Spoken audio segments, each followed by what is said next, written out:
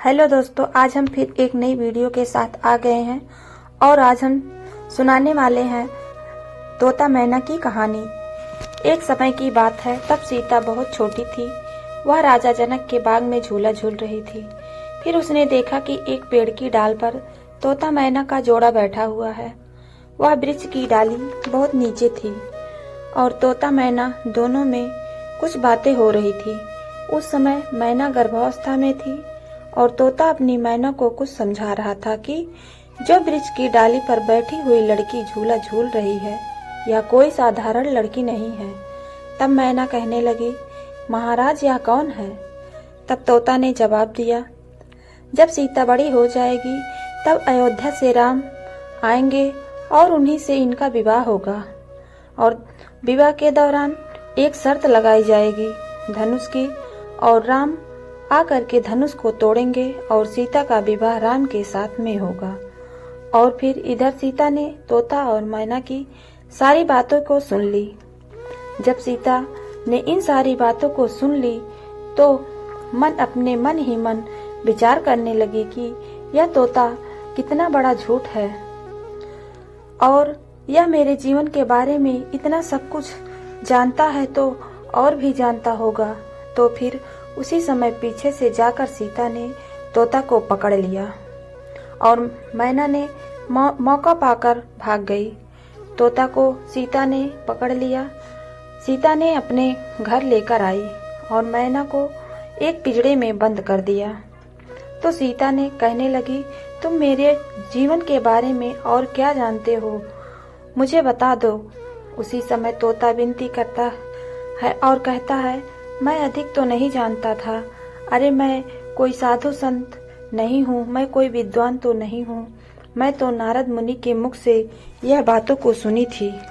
मेरी पत्नी इस समय गर्भावस्था में है। विद्वानों का मत है कि जो भी लोग स्त्री गर्भावस्था में हो उन्हें धार्मिक बातें बताएं और धार्मिक पुस्तकें पढ़ने के लिए दे तो उसका प्रभाव गर्भ पर पड़ता है। इसलिए इस तरह की धार्मिक बातें मैं अपनी पत्नी को बता रहा था, जिसका प्रभाव उसके गर्भ पर पड़े कि तुम मुझे छोड़ दो। मैं सीता से कहता है कि तुम मुझे छोड़ दो सीता, मैं अधिक कुछ नहीं जानता। तुम्हारा विवाह अयोध्या में रहने वाले राम के साथ होगा। तुम्हारी 3 सास होंगी। मुझे छोड़ दो, मुझे छोड़ दो। लेकिन सीता ने तोता की बात एक नहीं मानी। सीता बार बार पूछती है, तू मेरे बारे में क्या क्या जानता है? तोता बार बार विनती करता है कि मेरी पत्नी का प्रसव नजदीक आएगा, उसके लिए दाना पानी कौन लेकर आएगा? मुझे छोड़ दो, तुम मुझे छोड़ दो। लेकिन सीता ने तोता को नहीं छोड़ा और अब तोता दुखी होने लगा। कहते हैं, शराब किसी को दिया नहीं जाता। जब आत्मा दुखी होता है तब आत्मा से शराब अपने आप निकल आता है। जब सीता ने तोता को नहीं छोड़ा तो तोता ने अंतिम सांस लेने लगा। तोता कहने लगा, सीता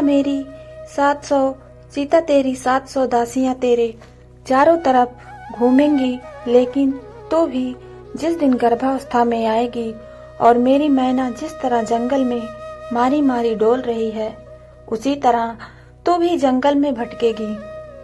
इतना श्राप देने के बाद तोता तो मर गया, लेकिन श्राप अमर हो गया।